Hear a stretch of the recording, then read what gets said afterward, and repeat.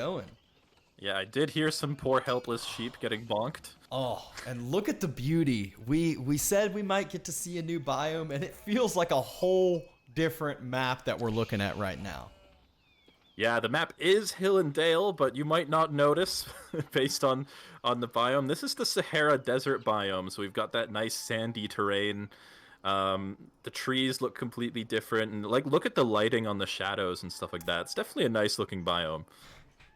Yeah, this thing, I mean, the trees, they look completely different than the typical trees. It's amazing the amount of detail that gets put into this biome. And yes, there are two new ones, so there could be a potential to see another one here in just a little bit on some of these next games. But for now, I mean, this is just so awesome to see. Like you said, it doesn't feel like Hill and Dale right now. I wouldn't even be able to guess what map it is. It feels so different. Yeah, but speaking of Hill and Dale, there is one nice advantage for Malians on Hill and Dale. I mean, they're both going to get it, but you get the larger gold mine inside your base, and with the way the pit mine works, your influence is a little bit larger on the large gold mine, so you can fit more of those houses around it, get more income from it, and it looks like that's what Mista's going to be doing. He's going to be using the larger gold. Looks like DeMusliM maybe didn't scout out that second gold mine just yet, so he's going to be going for the smaller one. But I mean, I guess both these players, they could just build the second pit mine as soon as they get up to the second age anyway, so DeMusliM might just be getting this pit mine because it's closer, and then you'll add that second pit mine on the large gold in Trent or in the next stage. Yeah, one of the things I noticed is TheMista hadn't built a pit mine yet. And so he's not producing gold, whereas DeMusliM, he's already getting 56 per minute and is just going to continue to kind of stack on up with that pit mine already being finished and built. Is that And did TheMista go for an early he barracks? did. Yeah. He does have an early barracks. He's going for the same thing that he went in the previous game he played Malians against China. He's got the barracks out before he got the pit mine, and he's going to be moving across the map. And one interesting thing about this matchup in particular, with this Donso opening, is that you can. There's a lot for you to harass. You don't have to go for villagers. You can actually start sieging down these houses, and these houses are cheaper, and so they actually have less hit points than a normal house. So it can be tricky to defend them. Yeah, that was exactly what I was going to mention. If you notice how Oh, much outpost landmark! Wow. Oh. Saharan Trade Network. Very fitting for the Sahara desert biome. And one thing, it doesn't act as an outpost already upgraded. So once this comes through, it will actually protect up this little bit of a pit mine area that TheMista could be trying to be aggressive at. DeMusliM doesn't have any wood in the bank. He can't drop production. He can't react with his own military. So his reaction is to have the more defensive landmark that can hopefully deny this Donzo's from doing too much damage, as we already see one of the houses already at half health.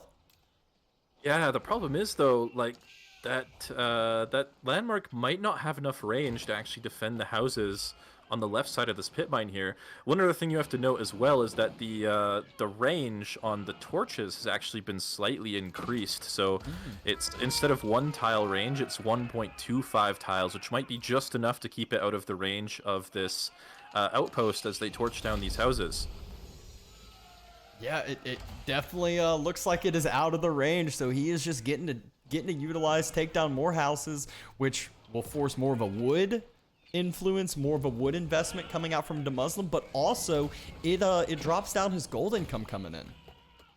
Yeah, so like this is looking like a pretty good start for Mista behind this. And he could potentially drop down the Mansa Quarry landmark himself behind this, which will give him 75 resources per minute, which could keep his economy a little bit even further ahead of DeMusliM's, as this the trade network landmark doesn't actually give you any income unless you train traders with it. Yeah, and that's where I don't think we'd see any traders coming out anytime soon, as he probably want to, resecure up this map control he's starting to lose. Oh, it is just in range of that next house, but I'm wondering if Mista's just going to be able to micro some of those low health units back or not. It looks like he's going to decide that it's not quite worth it to stick around for this house. Maybe. Well, he might just be idle attacking there. Yeah, he's going to back up. Yeah, looks to back up. Looks to maybe try to circle around, find a different spot to maybe pressure. He's going to maybe throw some spears at this villager building the house. but doesn't really have a good location to start pressuring, as that outpost, it has covered the territory that's needed. Yes, he lost 3 houses, but now he's feeling okay. But Mista behind this, he's starting to build up his gold generation. If you look at it, he's tripling to Muslims right now and going ahead and finishing up that landmark here. Yeah, and while we have a bit of time here, I guess we might as well talk about the landmark that DeMusliM went for. So, like, he went for the Saharan Trade Network, and as you already mentioned, it is basically an outpost that already has arrow slits researched. Looks like this pit mine is going to get denied a little bit. That's going to feel pretty bad for DeMusliM. It needs to get canceled. Oh, first actual counter unit coming out, and we saw how good of a counter unit it is, as it immediately one-shot those 2 low-health Donzo on the side of the Mista. Yeah, it looks like that archer is going to force them away, and he's going to be able to finish off that pit mine. But before we get too far, I do want to finish talking about this landmark, because yeah, it's not going to help him initially, but it is going to give him some options later in the game. And basically what the landmark does, well, maybe I should explain what toll outposts do. So first of all, it acts as an outpost, and the outposts for Malians, if a trader walks past an outpost on its way back carrying gold, it will return 10% more gold per outpost that it walks past into your bank. So you can get up to 5 outposts on your trade route, which means you can get up to 50% more gold income from your trade if you build enough toll outposts. And the way this landmark works is it also allows you to get an extra 5% more food in addition to that gold, that from each of those landmarks. So you can get up to 75% more income from your traders. And I don't imagine that we'll see him go for that at this stage of the game, or maybe even in the next several minutes. But if this game does go later, his trade could be quite insane. Yeah, one thing though that you mentioned is, like, you said it has to pass by in the range. So like, how big is that range? Is it like the Aachen Chapel range? Is it like much bigger than that? So would he have to, like, you know, obviously when you bid trade, it's usually at the corner of the map, so you have the longest distance. So would he have to kind of change a waypoint for his traders to go inside of that little influence range of the toll outposts? Yeah, the range is pretty small. It's probably about the size of, like, if you imagine a town center completely surrounded by farms, that's probably the range of the aura on the toll outpost there, to get the extra income. So you shouldn't have to, like, change the route of your traders too much, as long as you just build the outposts along the route. Right, gotcha. So that one that we see right now, it's a little bit out of the way, so he wouldn't. It was more, like I said, it was more utilized to protect up that gold vein, yeah. and that missed the push earlier on, which could have been a lot worse if he had opted for the more resource-oriented landmark rather than the trader landmark. Yeah. So yeah, I mean, DeMusliM's definitely going to be a little bit behind in terms of economy here. I mean, like, look at Mista's economy already, right? He's got the more economic landmark for the 75 gold per minute. And then if we look at the units, Mista has 10 cattle already. So, like, his economy is quite strong. And the problem is DeMusliM doesn't have more military despite it. So he's not actually going to be able to punish this. So Mista's actually looking very, very strong in this game so far. And what is it, like every 3 cattle is equivalent to, like, about 2 villagers? Yeah, it's like every cattle is roughly 2/3 of a villager. Okay. If you're counting for a villager gathering sheep, it's something like that. Okay. Yeah, that makes sense then. So yeah, already that number jumps up to 13. So that eco is just so much stronger for the Mista right now. And I'm wondering, is he going to go ahead and go for a fast castle? Is he going to go for a little bit of a military aggression with this eco, or what exactly? Obviously, we notice a double TC coming out from DeMusliM, yet I don't think we see that from the opposite side of the Mista. Yeah, it looks like, I mean, when we saw Mista do this, the 2 games before, was it 2 games or maybe it was only 1? I'm not sure, but he went up for Castle Age pretty early. But yeah, he might not want to do that in this situation.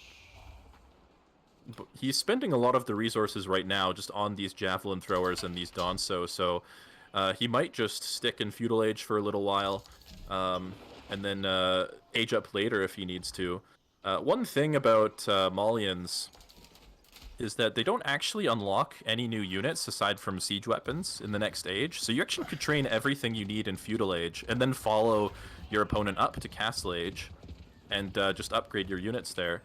Looks like there's a little bit of a push here from DeMusliM, but he really doesn't have enough units here, probably.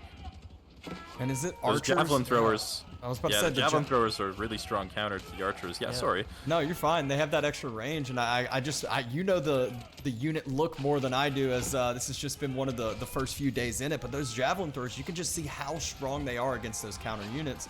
And the archers, they're just trying to run and chase down those Danzo that are being that kind of frontline infantry. Yeah, and that trade was really not worth it for DeMusliM. I think he killed. I'm not even sure if he killed a Danso.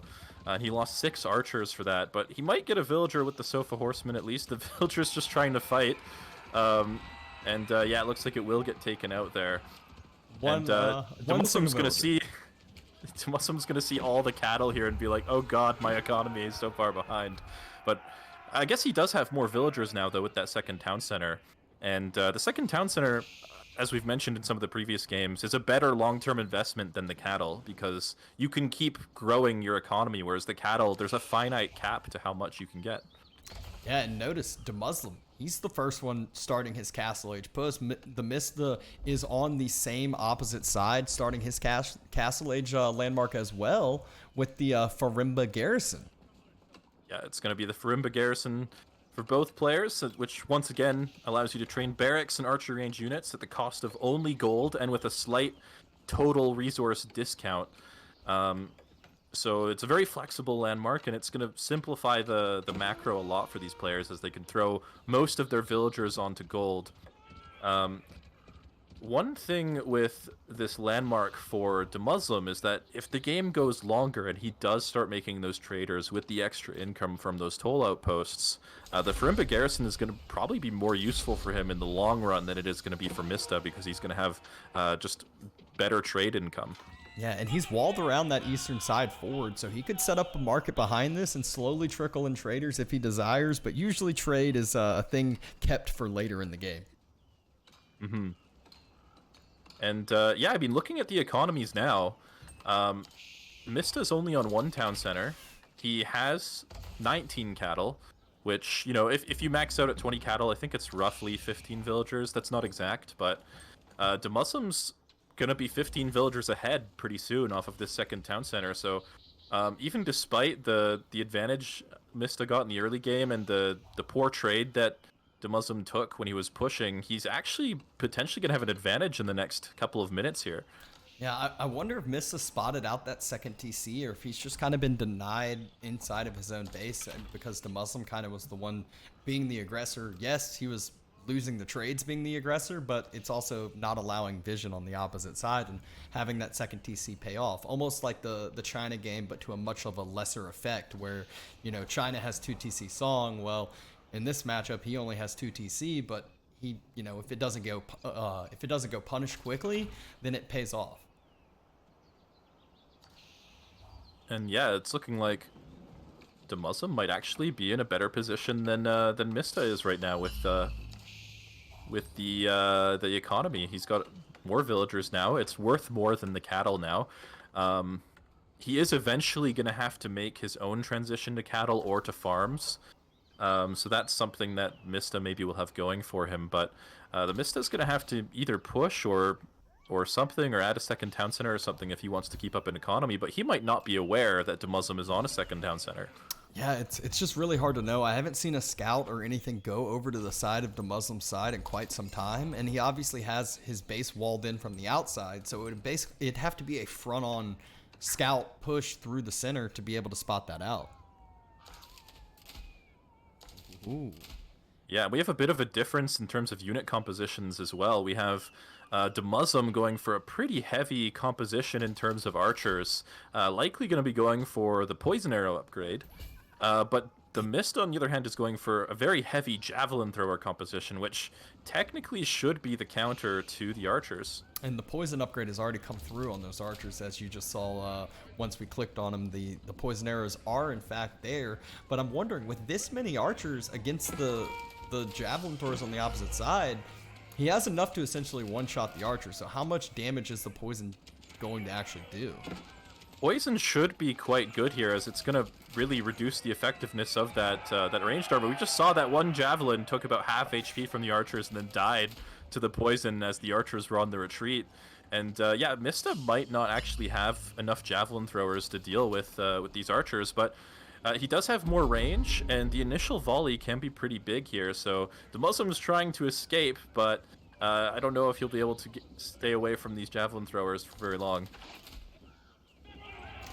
And he didn't quite escape enough. Immediately 3 or 4 of those archers go down, turning around to finally tank the trade, getting some good AoE damage on different units, which will make the poison be more effectively utilized. And at the same time, there's finally that aggression coming in on the front of DeMusliM's base like we were talking about.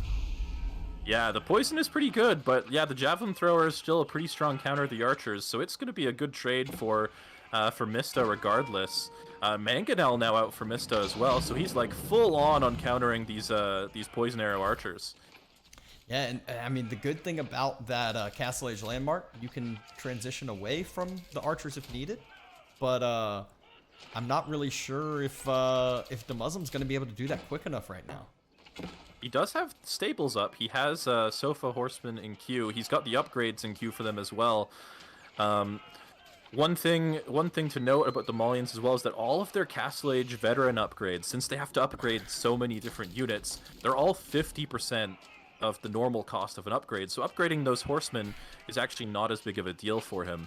But yeah, he's going to need to get out quite a few of them if he wants to deal with this army at the moment. That's 42 javelin throwers compared to 11 total military units. There's a Mangonel forward. Those javelin throwers, they're about to start getting onto the eco, and it doesn't really matter too much about walls if you don't wall your front side and you start losing in the military fights. Yeah, and yeah, these javelin throwers, they're a little bit like longbows, right? They're 30 resources more expensive than a longbow. They have 1 less range than a longbow, and they get 1 more attack, so, or 2 more attack, is it? Yeah, it's 2 more attack. So they can do pretty good at poking away at things. There's not enough cavalry here, I think, for DeMusliM, but he might be able to get a good trade if he takes off the Mangonel. There we go. Yeah, he might actually get both. Okay, no, he's not going to go for the other one. Isn't going to go for the other one, and it still looks like majority javelin throwers, but Mista's starting to get a couple Donzo in to hopefully help out those little bit of trickling in of cavalry on the opposite side, which will be more than enough. And just having 6 or 7 of those Donzo will be enough to protect up the Mangonels and allow the javelin throwers to non-stop fire. And the Mangonels, they're getting really, really good trades on the opposite end as they've hit groups of the javelin throwers from DeMusliM. Yeah, I'm not sure about trickling the cavalry in here 1 by 1 like DeMusliM's doing. He really wanted to get that Mangonel down just to like slow down the push, but wasn't quite able to. Maybe 1 hit away from doing so. And yeah, Mista's just going to be pushing right on in here. No cattle at all for DeMusliM. He actually opted for farms instead of cattle for his food. And the Mangonel's about to start sniping down these farms, start sniping down houses. Starting to get a lot of cav out, although there are Donso here to defend against the cav for Mista, so it's going to be tricky for DeMusliM. I mean, if you just look at the sheer military numbers, at the Mista, it's just very, very scary. As far 80 to 25, I don't care if those 25 are all counter units, they better be getting some very, very, very good trades to even this out, and the Mangonels still seem to be protected on the backside. Yeah, but the Donso kind of out of position. There's only 3 here, getting focused down by the archers. The rest of the Donso are up in the north, and he might have enough, though, to just take a good trade regardless, as he didn't really manage to focus down the Donso enough to get him through to the javelin throwers, and he's actually just going to tap out. even though he had 30 more villagers than Mista at the end of the game there, just Mista had such a strong push. Yeah, it's just one of those. If you don't transition the economic lead into a military lead into defenses, then you're not really able to, utilize that villager count lead. And that's where Mista just snowballed that military he had and got that game and took it with a nice 4-1. Yeah, I was getting a little bit worried for Mista when we were looking at the economies in the early Castle Age. DeMusliM was looking to be in a very good position, but losing those archers to the javelin throwers was huge. He probably only killed like 3 or 4 javelin throwers and lost like 25 archers. So that really put Mista ahead in terms of military, and he definitely capitalized on it with the Mangonel push. Yeah, we see right there about the 16-minute mark where it seems like the military numbers are even, and the graph doesn't tell the story because those are javelin throwers versus archers, and just how you said, it looked like about 3 or 4 that fell for Mista there. Yeah. Yeah, the poison arrows are very strong on the archers, but you got to be careful against those javelin throwers as they're such a strong counter to the archers already.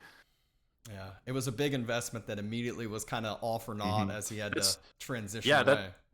That's the other thing too is the poison arrows. They're very expensive. Like it's 700 resources investment to get poison arrows on your archers, which you could have another 10 units instead if you're going for something cheaper.